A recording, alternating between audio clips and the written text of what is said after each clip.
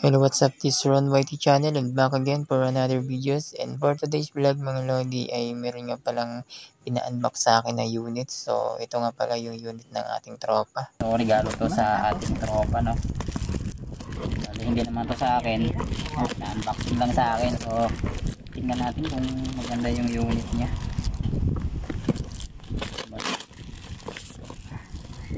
Alright.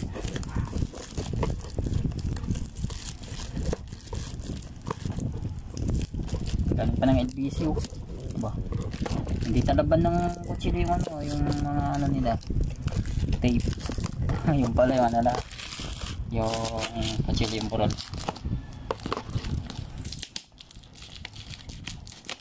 Oh, tigas.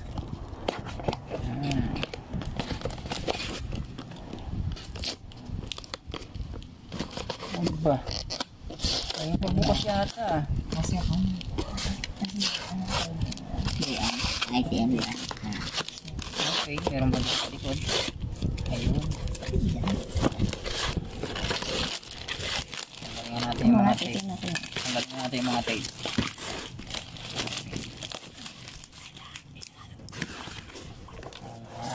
Ayun, bukas na.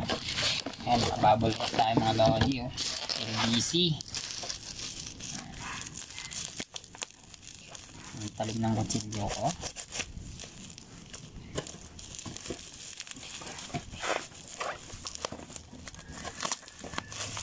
Wala ng box to?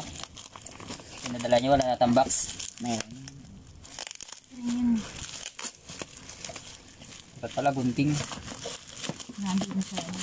Parang kinatay ng manok.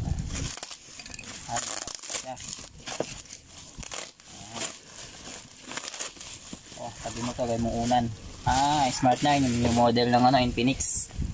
Smart 9, 64GB mga lodi, oh. 3GB RAM, 64GB internal storage, 3+3 pala yung ano niya, RAM, 120Hz, 6.7 yung kanyang display, punch hole display din siya. Okay, Smart 9, baka naman Infinix. Picture na sila dyan eh. Okay, Picture na. patingnan to. Okay, yung kanyang kulay ay ayan, metallic black. Okay, buksan natin. Dalawang butas. Hindi pala. Ignorante talagang mag-unbox nito eh. Ito, gilid. Dahil pa ikot-ikot eh. Ito na agad, bumungad agad yung model natin mga lodi. Okay, next sa ano, underneath. Tingnan natin. Okay, meron tayong charging brick. 10 watts na charging brick. Yung kayang charging cable. Okay, naka type C na si bro, ha. Oh, meron pang ano. Uy, ang ganda ng case niya. Meron pa siyang case. Ang ganda ng case niya. Matte finish. Ang ganda ng case niyan. Okay, ganda. Slim case to. Walang ano sa gilid. Ang ganda ng case niya. Ganda siya. Okay, goods. At yung kanyang resibo. So, ayun lang. Tapos, Infinix. Ano to? Warranty or warranty card pala. Warranty card. Buklang pa yun. Wala yun. Okay. Wala yan. Okay, yung kanyang ano. Kapit mo naman. Okay, ito pa pala. Yung kanyang SIM ejector pin. Ayan. Ganda ng ano yung saglit lang katilan yan. Basag-basag yan. May pupukpukan na namang bago. Ayan, oh. Yung ating May case yan ay. Masisira yung cellphone. Oo, hindi pipilitin talaga yan. Hindi yan kasya. Ibang model. Isang model. Charger. Okay. So ito yung ating unit. Nakalagay sa plastic. Ayan. Tapos meron na namang may kasama sticker sa gitna, oh. Ay sa ano, sa harap. Ay nakalapaloob pala siya sa ano, sticker. So ito yung ating so ito yung laman ng box. Yung lahat ng laman niya.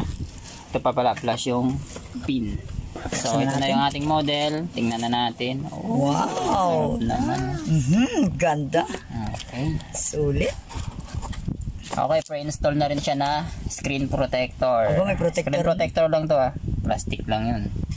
Tingnan naman natin yung mga side niya. Okay, meron tayo ditong power button / fingerprint scanner at saka volume rocker. Ayan, sa ibabaw meron tayong speaker. Sa kabilang gilid, kanyang SIM tray. Tapos sa ilalim, audio jack. Audio jack, di makita, nakita ba kanina? Okay, audio jack, microphone, Type-C port, at saka downspiring speaker. Okay, yun lang. Sa likod, meron tayong dual cam, isang macro lens siguro to, at saka yung kanyang main sensor, dual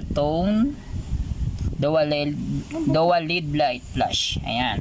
So ang unit natin dito, Smart 9, no? So buksan natin mga lodi.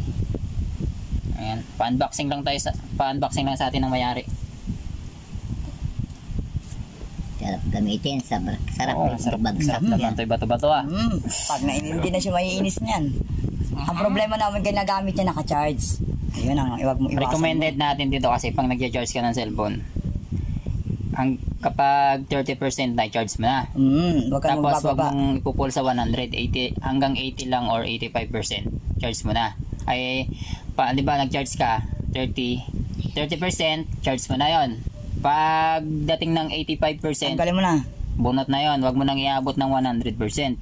Masisira yan. Okay, naka-setup na pala siya. Okay na. So, Juju. naka-setup na. May picture sila eh.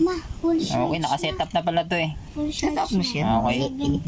Kala ko hindi pa. SIM na Isa lang. na natin, SIM card na lang. So, yun lang muna mga Lodi. Unboxing lang naman to. Okay, thanks for watching.